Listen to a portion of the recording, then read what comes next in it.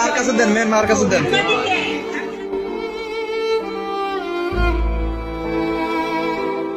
সব শেষ হয়ে গেল। এই জঘন্য সমাজ বাচ্চা মেয়েটিকে বাঁচতে দিল না।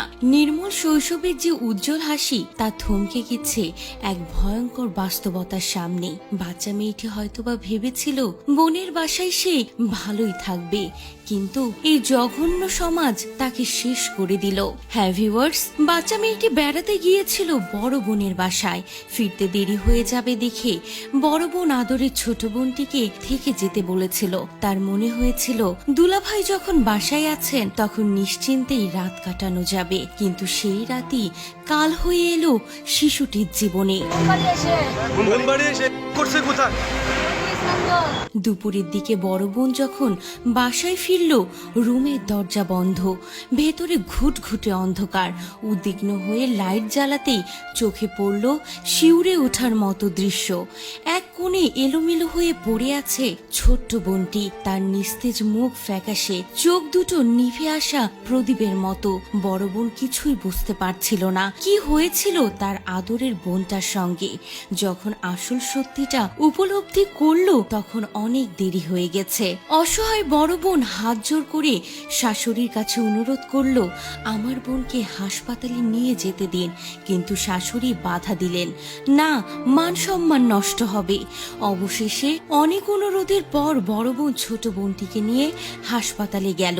শাশুড়ি সঙ্গে এসেছিল ঠিকই, কিন্তু হাসপাতালে পৌঁছানোর পরেই পালিয়ে গেলেন। বাচ্চা মেয়েটার অবস্থা ক্রমে গুরুতর হয়ে উঠল। ব্যথায় কাতরাচ্ছিল, তার নিঃশ্বাস নিতে কষ্ট হচ্ছিল।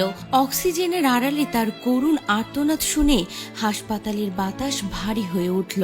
7-8 বছরের নিষ্পাপ শিশুটি, সে কিছুদিন আগেও পুতুল নিয়ে খেলতো, আজ সেই হাতি অসাড় হয়ে পড়ে আছে হাসপাতালের বিছানায়। মেয়েটির মা আর বড় বোন চুপচাপ দাঁড়িয়ে আছে তার পাশে। মা মাথায় হাত বুলিয়ে ফিসফিস করে বলছে, সব ঠিক হয়ে যাবে মা। কিন্তু সত্যি কি সব ঠিক হবে? হ্যাঁ ভিউয়ার্স, মাগুরায় বোনের বাড়িতে বেড়াতে এসে 8 বছরের শিশু নরপশুর শিকার হন। 24 ঘন্টার পরও সেই শিশুটির এখনো জ্ঞান ফেরেনি। শিশুটি তার বোনের বাড়িতে বেড়াতে গিয়েছিল, আর সেখানে তার দুলাভাই ও দুলাভাইয়ের বাবা তার সঙ্গে এই নির্মম কাজটি করেছে, যা নিয়ে এখন সোশ্যাল মিডিয়ায় তোলপাড় শুরু হয়ে গিয়েছে। বিনোদন জগতের তারকারাও এই নিয়ে প্রতিবাদ শুরু করেছে। বোনের বাড়িতে বেড়াতে গিয়ে রাতে থাকাটাই মেয়েটির জীবনে কাল হয়ে গেল। এক নিমিষের মধ্যেই সব শেষ হয়ে গেল। এখন প্রশ্ন উঠেছে, এবারও কি সেই নরপশুদের পক্ষে দাঁড়াবে সমাজ, নাকি এই অবুঝ শিশুটির পাশে এসে দাঁড়াবে গোটা সমাজ? তা তো সময় বলে দিবে।